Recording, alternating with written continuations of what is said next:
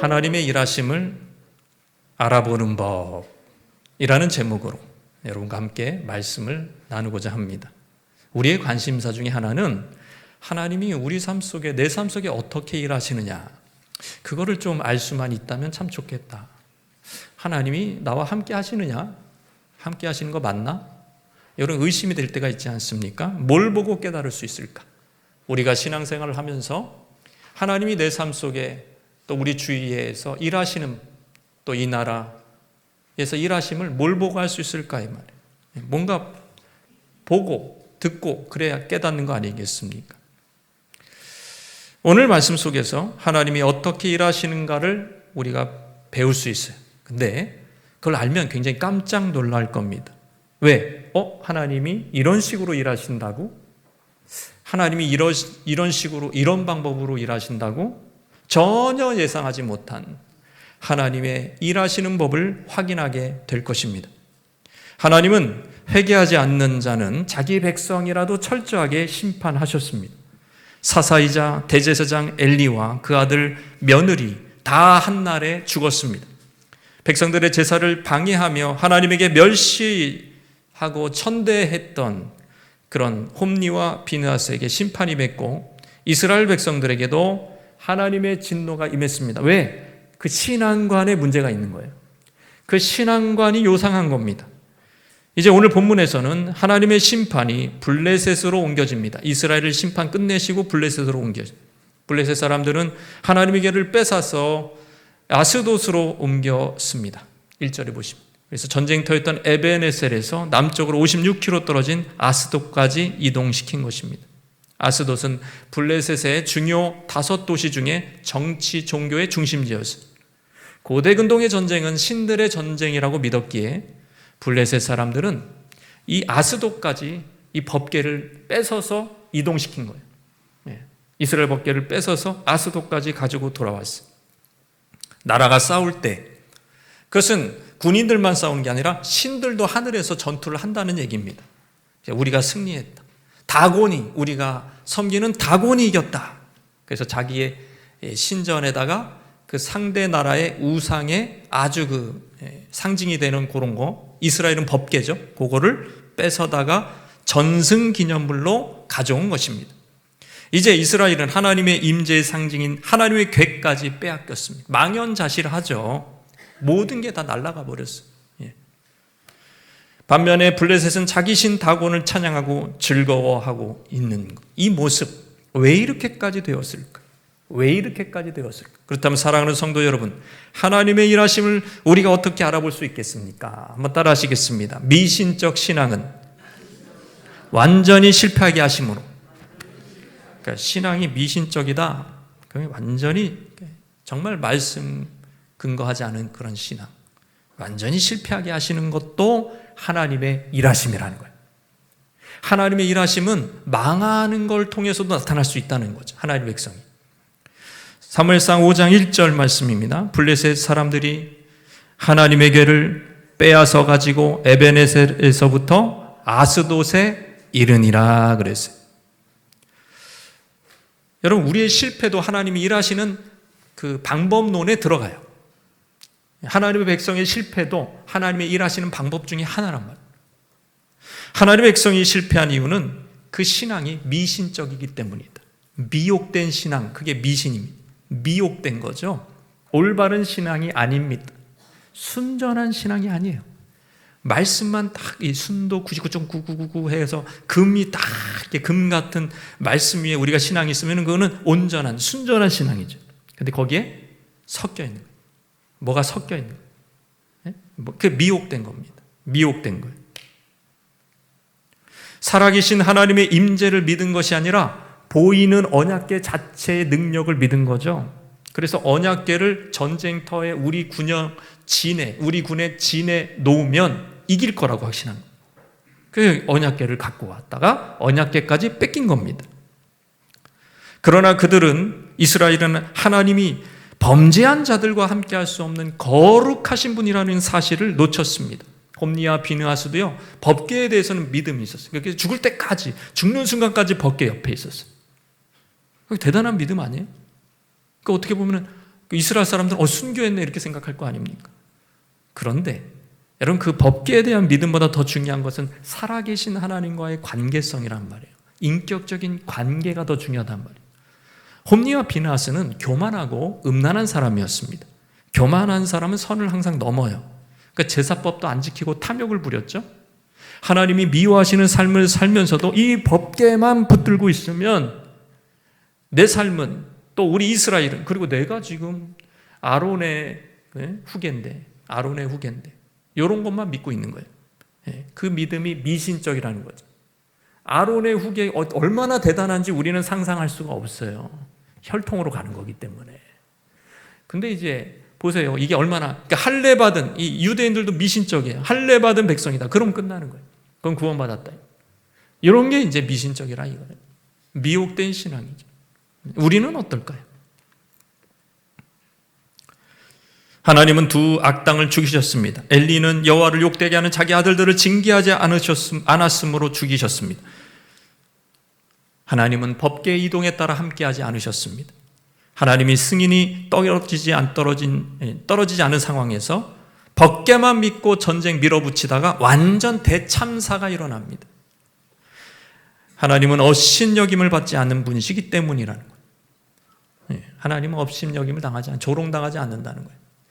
그렇게 회개하지 않고 죄가 시꺼멓게 있는데 법계만 들고 가서 승리를 원한다? 나는 조롱받지 않겠다. 하나님의 입장에서는 나는 업신여김 당하지 않겠다. 옛날 성경에는 만오리 여김을 받지 않겠다. 그 말입니다. 그 하나님의 의지가 이제 어떻게 나타나느냐? 자기에게 불경한 백성, 자기 백성이라도 불경한 자들에게는 망함으로 나타나요. 철저히 망함으로. 그게 하나님의 일하심이에요. 갈라디아서 6장 7절 말씀 그대로죠. 스스로 속이지 말라. 하나님은 업신여김을 받지 아니하시는, 사람이 무엇으로 심든지 그대로 뭘 심었냐. 이게 바울의 의도는 뭡니까? 은혜를 악용하지 말라는, 저 말씀은 은혜를 악용하지 말라는 말씀입니다. 바울 시대 율법주의자들은 자기 의를 내세웠어요.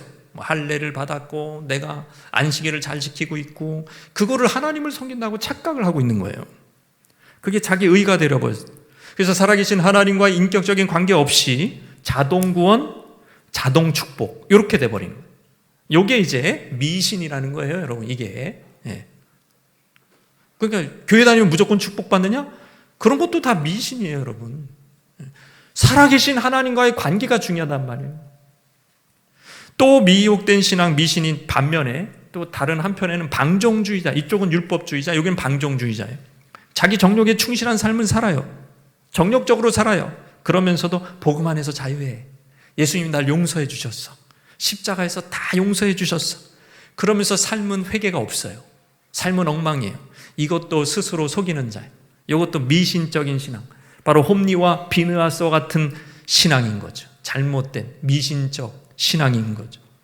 신앙인이 척하는 거죠. 결국 율법주의든 방종주의든 여기에는 누구와 관계가 없어요? 위에 계신 하나님과 관계가 없는 거예요. 살아계신 하나님과 관계가 없는 거예요. 그러니까 하나님의 이렇게 눈치를 볼 필요도 없는 거예요. 우리가 실제적인 인간관계에서 여러분 어떻습니까? 인격적인 관계가 어떤 겁니까? 저 사람이 날 좋아하는지 싫어하는지, 저 사람이 나를 조롱하는지 축복하는지, 저 사람이 날 이용해 먹는 건지, 나를 정말 무조건적으로 이렇게 도와주는 건지 알아요, 몰라요? 인격적인 관계는 그거 알아요, 몰라요? 알죠. 알아요, 여러분. 하나님도 아세요.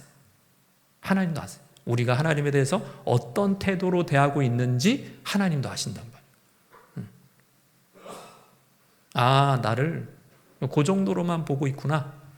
네가 이렇게 내가 모든 면에서 배경을 깔아주고 욥처럼 울타리 다 만들어줬는데 나를 딱 그 정도로만 생각하고 있구나. 그러니까 하나님을 우리가 어느 정도로 생각하고 있는지 누가 안다고요? 하나님은 너무 잘 알죠. 하나님을 어떻게 속일 수 있겠습니까? 우리가 하나님을 존경하고 있는지, 하나님을 존대하고 있는지, 하나님을 존중하고 있는지. 하나님이 나를 존중히 여긴 자는 내가 존중히 여길 거야. 나를 멸시하는 자는 나도 멸시할 거야. 이게 인격적인 관계. 이게 살아계신. 그러니까 우리는요, 종교적인 의식을 참여하는 그것이 우리의 전부가 아닙니다. 이거는 그냥 하나의 방법인 거예요. 이 틀을 통해서 따라서 봅시다. 살아계신 하나님을 섬기자. 살아계신 하나님 섬기는 거예요, 우리는. 살아계신 하나님을 섬기는 거라고요. 어떤 이렇게 언약궤처럼 이렇게 굳어진 하나님을 섬기는 게 아니란 말이에요. 어떤 굳어진 철학, 체계, 율법 체계, 종교 체계를 섬기는 게 아니면 살아계신 하나님 섬기는 거라고요.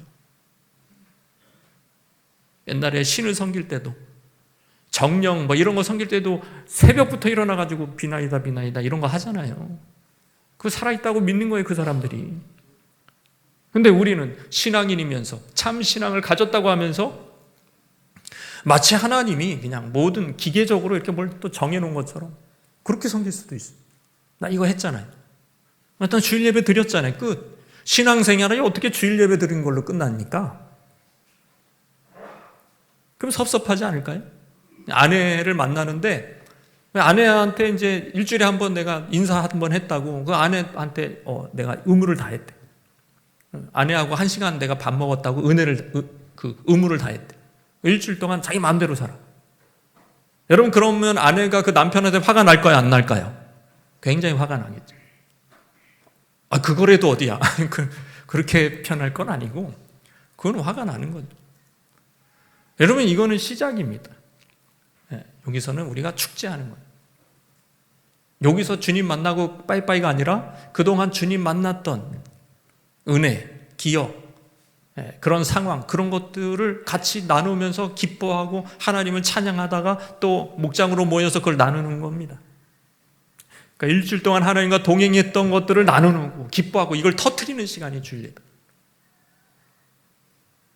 하나님 관계 중요합니다. 하나님 다 아십니다. 하나님이 이용하고 있는지, 하나님을 제대로 섬기고 있는 건지, 건성으로 하는 건지 다 하나님 아십니다. 하나님 우리의 죄악까지 포용하시면서까지 복 주실 의무는 없으십니다. 그런 호구 같은 신은 아니란 말이에요. 사람이 무엇으로 심든지 그대로 거둔다. 만유의 법칙입니다. 결국에는 우리가 육체를 위하여 심으면 썩어질 것을 거두고 이스라엘이 그것을 보여준 거예요. 육체를 위해서 심었다가 결국에는 썩어질 것을 거둔 거죠. 자기 뜻과 자기 정욕대로 살면서 하나님이 축복해 주실 거라고 믿는 것은 어리석은 생각입니다. 이스라엘에는 하나님의 관심인 거룩에는 관심이 없고 전쟁의 승리와 같은 떡밥에만 관심이 있으니 하나님은 무시당하는 느낌이 드시는 거죠. 하나님은 조롱당하는 느낌이 드시는 거죠. 왜 하나님이 함께하지 않으신 거예요? 신앙을 가장한 미신일 뿐입니다. 만군의 여호와는 결코 패하실 수 없는 분인데 왜 우리가 이렇게 실패하고 왜 전쟁에서 패했는가? 그것은 바로 하나님과의 살아계신 하나님과의 인격적인 관계가 있었는지 없었는지 요거를 봐야 돼. 요거를 봐. 정말 하나님과의 관계가 살아있는 관계인가? 인격적인 관계인가? 이 부분을 조사를 해야 됩니다. 철저히 망해야 그래야 내가 그동안 섬긴 게 하나님이 아니라 미신이었구나. 그러면서 이제 여호와 하나님을 살아계신 하나님을 섬길 수 있는 여지가 생기는 거죠. 그래서 하나님의 백성이 망하는 것도 하나님이 일하시는 방법 중에 하나다라는 것을 기억하시길 바랍니다. 두 번째, 하나님의 일하심을 우리는 어떻게 알아볼 수 있겠습니까? 따라하시겠습니다. 하나님이 주권적으로 싸우심을 통해 하나님이 일하심은 하나님이 주권적인 싸움을 주권적으로 싸우신다는 거예요. 하나님은 자신을 조롱하는 자 이스라엘 홈리 비느하스뿐만 아니라 블레셋의 조롱까지 받아주실 분은 아니죠. 블레셋을 그 미신적 종교 체계를 완전히 깨버리십니다. 하나님이. 자, 사무엘상 5장 2절 말씀입니다. 시작. 블레셋 사람들이 하나님의 궤를 가지고 다곤의 신전에 들어가서 다곤 곁에 두었더니 그랬어요. 우리가 올 때는 이제 이교 신당이죠. 거기다가 신전 안에 하나님의 법궤를 드렸습니다. 이스라엘 신을 한마디로 포로로 잡아가지고 그 법궤를 포로로 잡아서 포로를 끌고 오듯이 잡아온 거예요. 근데 어디다 놨어요? 다곤 신전에 놓은 거죠. 다곤 앞에 엎드리라는 거예요. 블레셋 신 다곤이 승리를 줬으니까 얼마나 다곤이 자랑스러워요. 그 앞에 이제 굴종하라는 거예요. 법궤를 거기다 둔 겁니다. 다곤신, 블레셋 신입니다. 어신 모양으로서 풍요와 다산을 관장하는 가나안 곡식 신이며 가나안에 존재하는 다양한 바알 중 하나입니다. 블레셋 사람들은 하나님께를 신전에 드림으로 패배한 신에게 당연한 예의를 요구한 거예요. 예의를 갖춰라. 신이라고 진짜 인정을 하는 거죠. 근데 우리한테 졌다. 다곤신한테 졌으니까 다곤 앞에서 예의를 갖춰라. 다곤신은 저 위에 있었을 거예요. 그리고 이스라엘 법궤는 저 밑에다가 땅바닥에다 뒀을 거예요. 흙바닥에다. 예의를 갖춰라. 다시는 고개를 들지 마라. 그러면서 이제 앞으로 이스라엘이 자기들의 통제권, 그 신도 지금 다곤의 이스라엘의 법궤도 다곤의 통제권에 있듯이 이스라엘도 뭐예요? 이스라엘 군대도 블레셋의 통제권에 있다. 요거를 딱 보여주는 거죠. 이것은 잠자는 사자의 코털을 건드리는 행위였습니다. 진주만 폭격 같은 그런 짓을 한 거죠. 그들이 믿는 귀신을 감히 참 하나님, 참신이신 하나님 앞에 높이려는 행위는 큰 재앙을 불러왔습니다. 그것은 마치 그들은 막 전리품을 챙겨왔다고 기뻐했지만 그 전리품은 트로이의 목마와 같이 재앙을 불러 일으킨 것이죠. 그것을 블레셋 사람들은 꿈에도 알지 못했습니다. 이제 판이 뒤집어져요. 이봐라. 여기까지 온다고? 하나님은 자기의 위엄을 드러낼 기회를 얻고자 계략을 꾸미신 것입니다. 우리 하나님 어떤 하나님? 따라해봅시다. 만군의 여호와 하나님.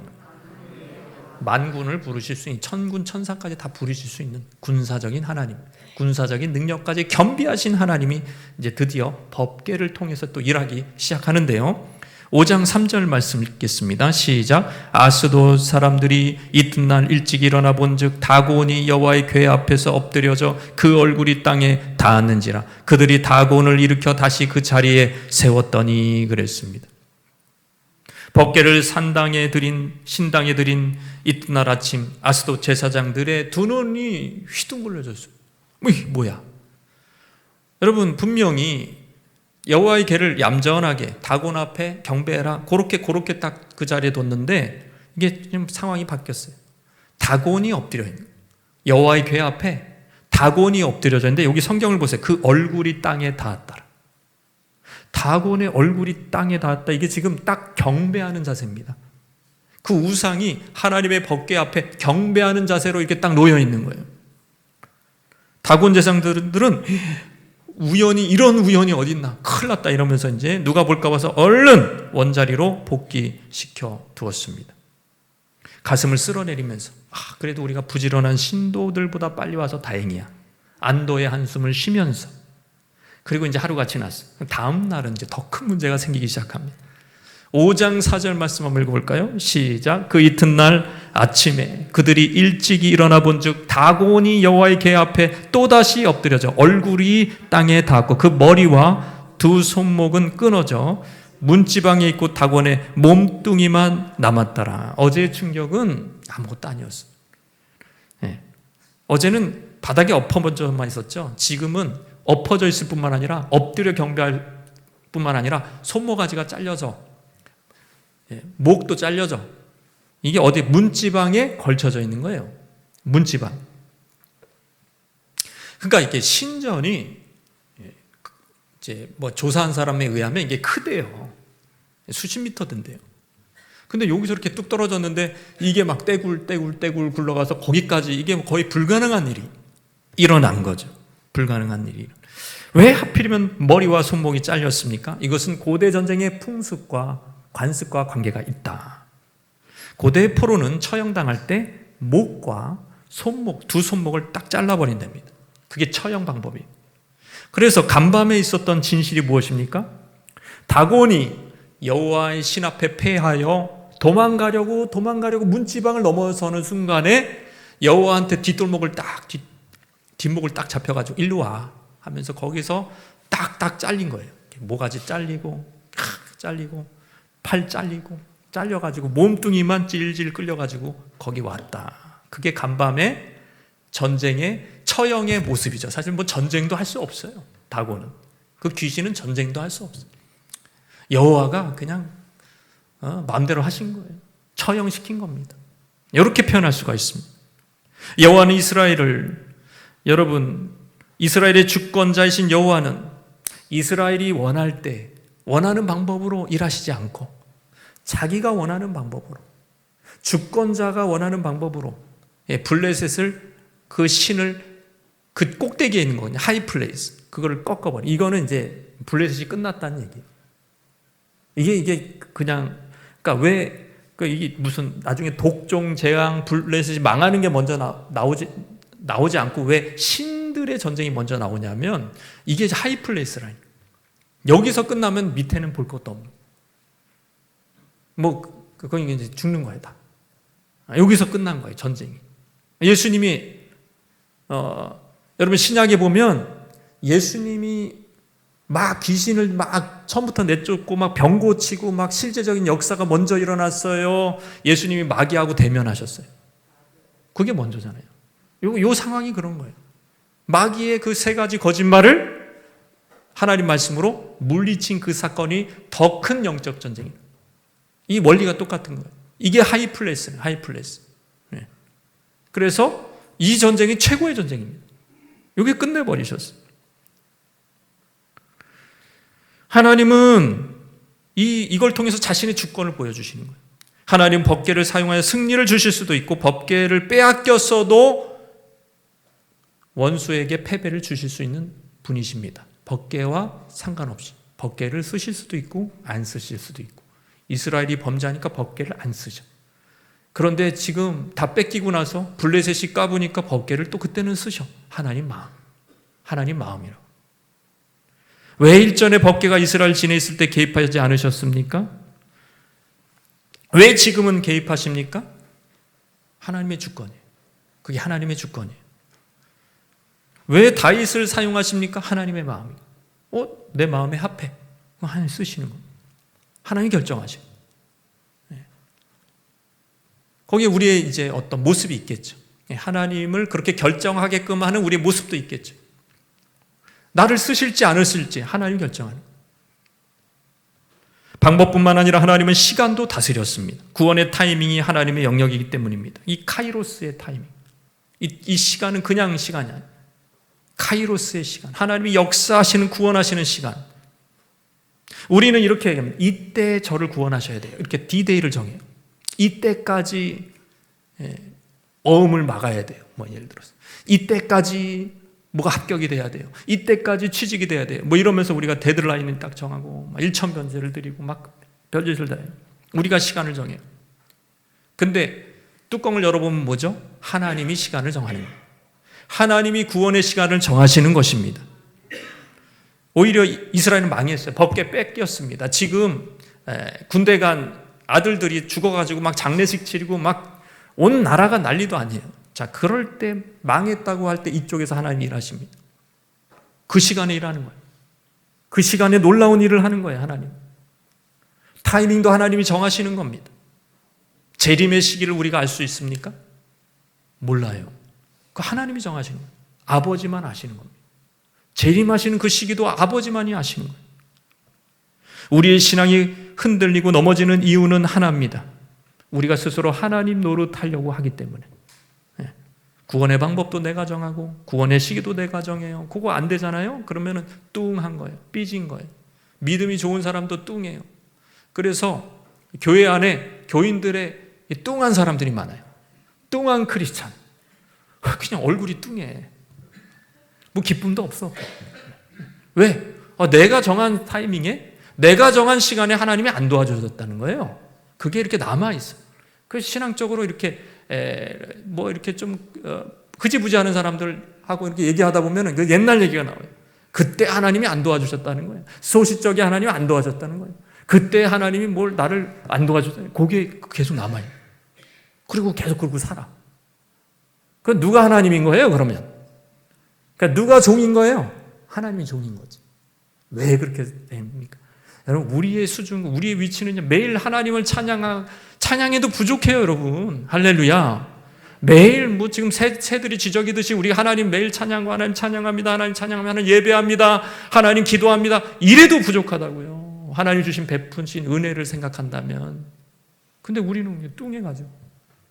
하나님은 도와주신 것밖에 없고 축복해 주신 것밖에 없는데 입이 이렇게 나와가지고 그러고 다녀. 얼마나 어리석은 모습입니까?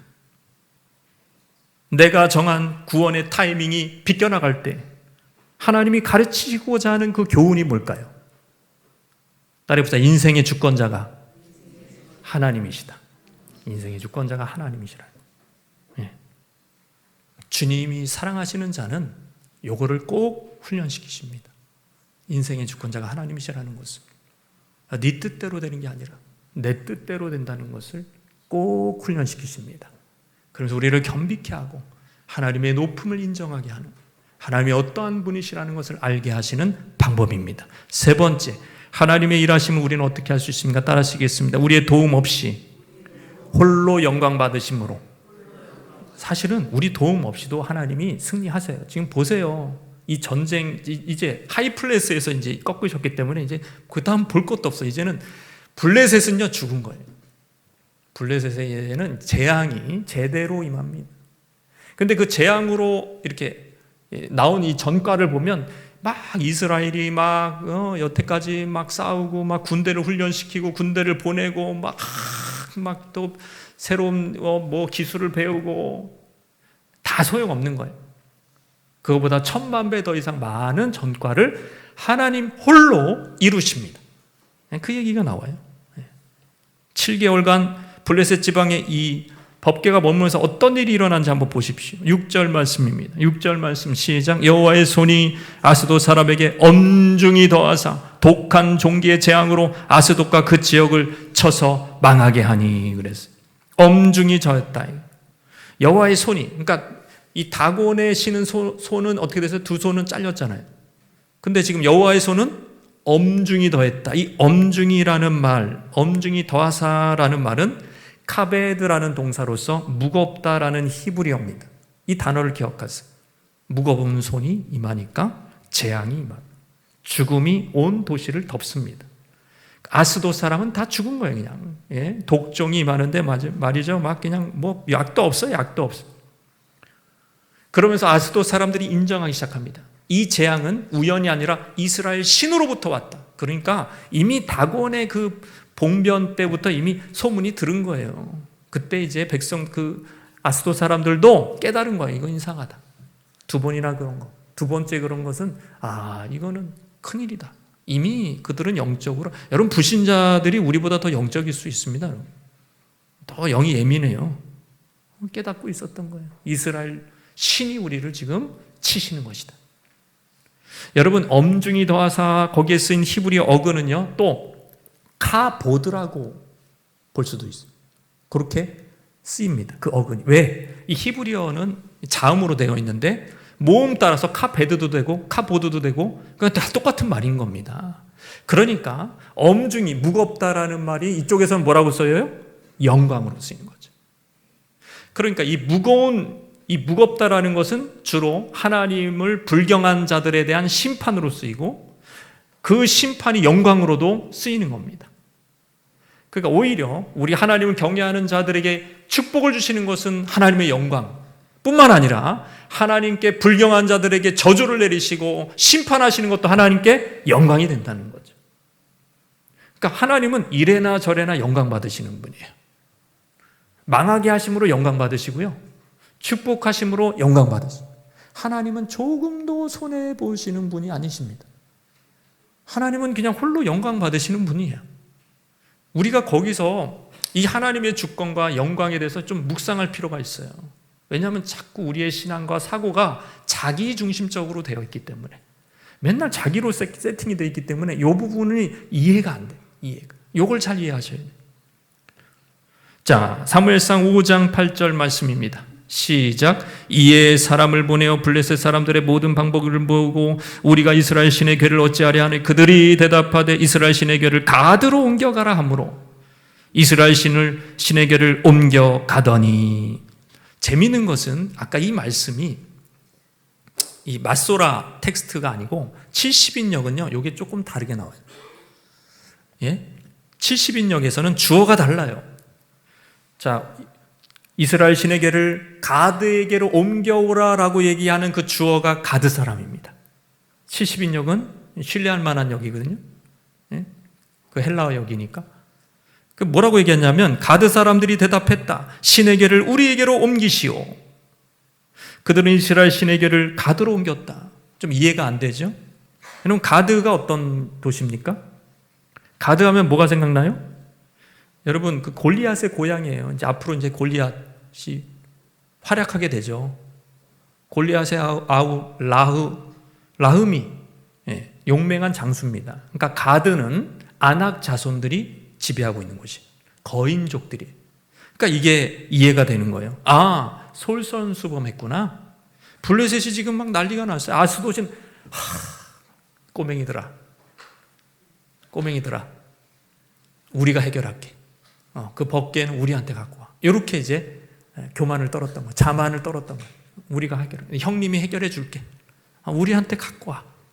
우리한테는 우리는 거인이잖아. 근데 아십니까? 거인이 이 전염병에 더 약하다는 사실을. 그들의 도박은 금방 실패했습니다. 실패를 확인하는데 오래 걸리지 않았습니다. 사무엘상 5장 9절입니다. 시작. 그것을 옮겨 간 후에 여호와의 손이 심히 큰 환난을 그 성읍에 더하사 성읍 사람들의 작은 자와 큰 자를 다 쳐서 독한 종기가 나게 하신지라. 그러니까 아스돗보다 더 큰 재앙이, 똑같은 종기 재앙이지만 더 크게 임한. 그것을 옮겨간 후에 재앙의 전후가 분명합니다. 기준선이 옮겨가자마자 일어난 거예요. 피부병이 발병한 거죠. 이 종기라는 것은 이 원어가 부풀어 오르다는 뜻입니다. 피부에 이렇게 종기, 부풀어 오르는 거예요. 이게 독한 종기가 어디서 나냐면 목과 겨드랑이와 사타구니에 난다고 합니다. 이게 뭐냐면 림프관이 모이는 곳이다. 그러니까 이게 학자들은 이렇게 얘기하는 거죠. 이거는 쥐로 인해서 쥐가 퍼뜨린 임파선 종이었을 것이다. 이렇게 보는 거죠. 전염병. 거인들이 픽픽 쓰러지는 겁니다. 블레셋 사람들이 그동안 이렇게 우리가 다곤이 굉장하다. 우리의 실력이 굉장하다. 이게 다 거품이야. 왜 거품이냐? 그들이 굉장한 게 아니라 이스라엘 백성들이 죄를 지어서 자기들이 이긴 거예요. 이스라엘이 죄를 지어서 자기들이 이긴 거예요. 이번에는 교만을 떠니까 완전히 그들은 거품이 꺼지기 시작합니다. 쥐떼들이 몰려왔고, 왜 쥐를 얘기하냐면 이제 6장에 쥐가 여러 번 나오거든요. 쥐 형상이. 쥐로 인해서 뭐가 패스트 같은 게 돌았을 것이다. 부풀어 오르는 종기를 만들고 만 것입니다. 가드를 꼭지점으로 하는 이 트라이앵글, 블레셋 중요한 세 개 도시가 완전히 초토화됩니다. 완전히 망했어요. 여호와는 그때 용사로 참전하신 것이죠. 자기의 거룩을 침해하는 자들을 향해서 심판을 내리신 것입니다.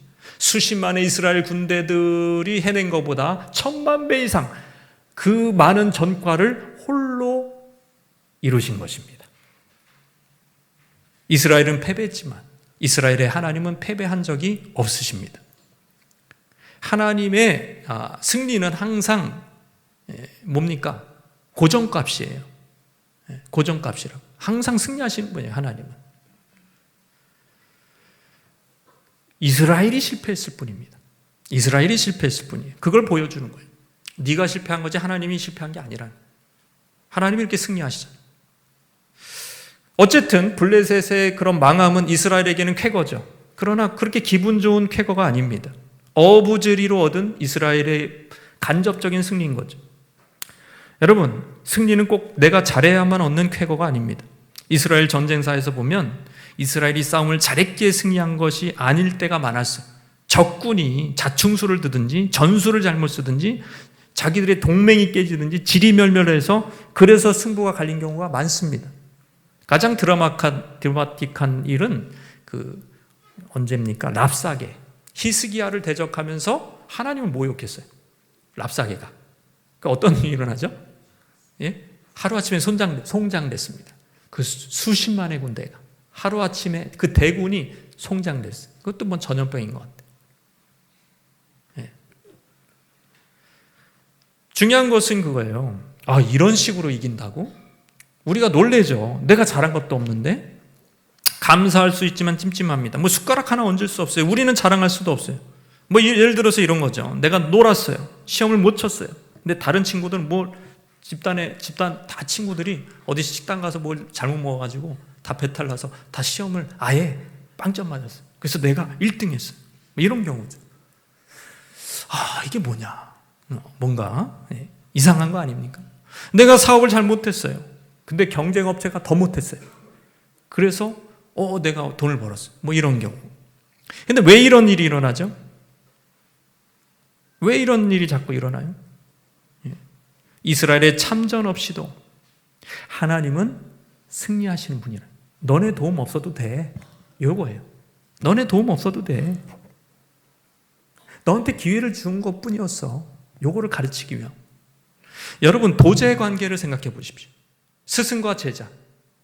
여러분, 이게 도자기를 만들든 어떤 스승이, 마스터 스승이 있어요. 성가셔도 스승이 제자에게 일을 시켜요. 잘할까요? 못할까요? 잘 못하겠죠. 시간 많이 스승의 수준에 중간 정도 올 때까지도 많은 시행착오를 겪겠죠. 그래도 그 기회를 주는 거예요. 기회를 주는 거예요. 근데 막 이렇게 하다가 도제가 막 이렇게 막 화를 내고 막 스승 욕하고 다니고 돈도 안 준다 그러고 막 그래. 그러면 가라. 다음날 스승이 제자가 한 1년 동안 한 거를 스승은 하루 동안 해. 할 수 있어요? 없어요? 할 수 있어요. 마스터니까. 하나님이 그거 하신 거예요, 지금. 그럴 거면 간둬라. 그냥 하지 마. 그냥 가만히 있어. 내가 해볼게. 원래 그렇게 하시는 분입니다. 원래 전능하신 분. 블레셋 정도는 껌입니다, 껌. 하나님이 원래 이러신 분입니다.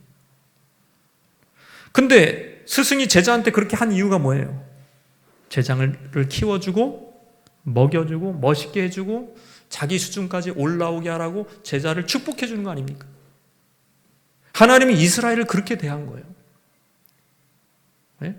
하나님을 닮게 하고 하나님의 백성이 영광스러운 거기에 그 부스러기에 참여하라고, 하나님 나라에 참여하라고 그 기회를 주신 건데 그들이 딱 거부를 하니까 하나님이 혼자 하시면 더 잘하신 거죠. 하나님 혼자 하시면 더 잘하세요.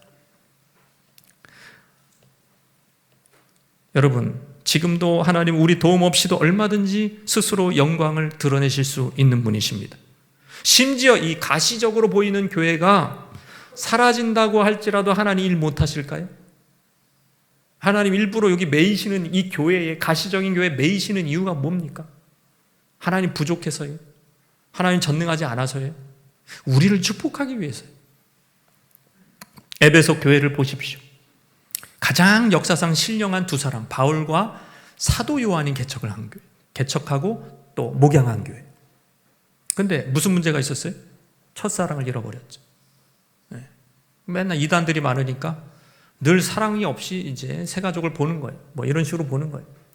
그럴 때 예수님의 경고가 뭐예요? 촛대를 옮길 거예요. 그 얘기는 뭐냐면 이사가를 보낼 거라는 얘기 아니라 교회의 문을 닫게 하겠다는 거예요. 여러분, 광야의 교회도 교회였어요. 이스라엘도 교회였다고요. 그 교회 문 닫게 해버려요. 에베소 지금 가보세요. 그 교회 남아있나? 예? 흙만 남아있는 거예요. 유적만 남아있는 겁니다, 여러분. 교회 문을, 그 역사상 가장 신령한 교회 문이 닫았는데 우리는 안 닫을까요? 우리가 하나님을 경외하지 않으면서도 계속 될 수 있을까요, 여러분? 넌센스죠. 그럼에도 불구하고 여러분, 작은 교회나 큰 교회나 그렇게 가시적인 교회를 세우게 하시고 복 주시고 계속해서 은혜 주시고 축복하시고 뭐 사역자를 세워주시고 또 은사를 나눠주셔서 성령의 은사를 나눠주셔서 섬기게 하시고 또 봉사하게 하시고 헌금하게 하시고 이 모든 게 뭡니까? 하나님 부족하기 때문이에요. 교회가 돈이 없어서기 때문이에요. 세상은 그렇게 얘기하죠. 돈 벌려고 그런다고. 그 불경한 말, 그런 사람은 어떻게 살려고, 하나님이 얼마나 얻어맞으려고 그렇게 그런 말을 하는지 모르겠어요. 아닙니다. 따라서 우리에게 기회를 주시는 것이다. 섬기는 기회를 주시는 것, 축복의 기회를 주시는 것입니다. 하나님의 영광을 드러낼 수 있는 기회를 주시는, 하나님 다 하실 수 있는데 일부러 교회와 성도들한테 섬기는 일, 전도하는 일, 봉사하는 일, 예배하는 일, 헌금하는 일을 맡겨주시는 겁니다.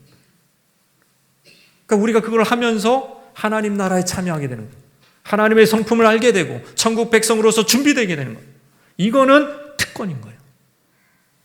제가 이제 막 깎아머릴 때 이렇게 막 선생님이 이렇게 방학 때 불렀어요. 불러가지고 방학 때인데 오라 그러네. 그러면 갔더니 몇 명만 부른 거예요. 보니까 이 부르고 일 시키려고 부르는 건데 잘못 걸렸다. 그게 아니라 이렇게 보니까 괜찮은 애들만 불렀어. 제가 볼 때 괜찮은 애들만 불렀어. 말썽 뿌리고 뭐 이런 애들 하나도 안 불렀어. 그런 기분이 좋더라고. 내가 이런 그룹에 있구나. 기분이 좋았어요. 여러분, 하나님이 우리를 부르신 거예요.